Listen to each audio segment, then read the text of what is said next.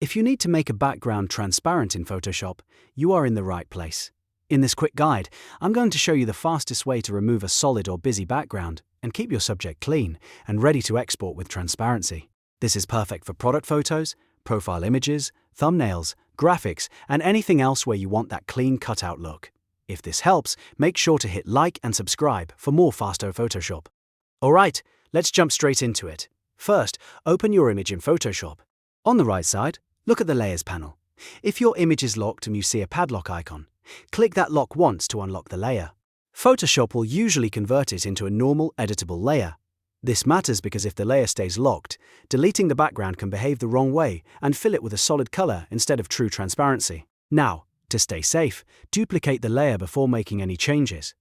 On Windows, press Ctrl+J. On Mac, press Command+J.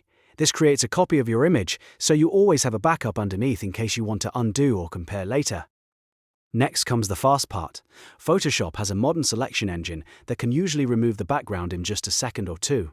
If you see the Contextual taskbar floating near your image, that is the quickest option. If it is not visible, go to the top menu, choose Window, and then click Contextual taskbar to turn it on. Once it appears, look for the Remove Background button and click it. Photoshop will analyze the image automatically, separate the subject from the background, and create a mask. The moment that background disappears, you should see the grey and white checkerboard pattern behind your subject. That checkerboard means transparency is active. If you do not see the taskbar, there is another fast method. Make sure the image layer is selected in the Layers panel. Then open the Properties panel. If you cannot find it, go to Window and choose Properties. Scroll down until you see the Quick Actions section, and click Remove Background there.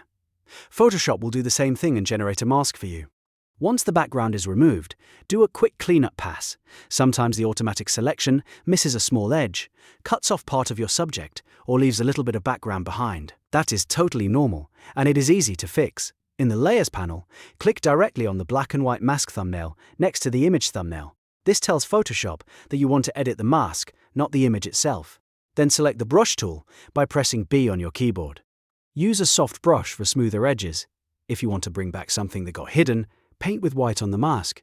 If you want to remove more background, paint with black on the mask. White reveals, black conceals. That is the simplest way to remember it. Zoom in if needed, and clean up the edges around hair, shoulders, product outlines, logos, or any detailed areas that need a more precise cutout.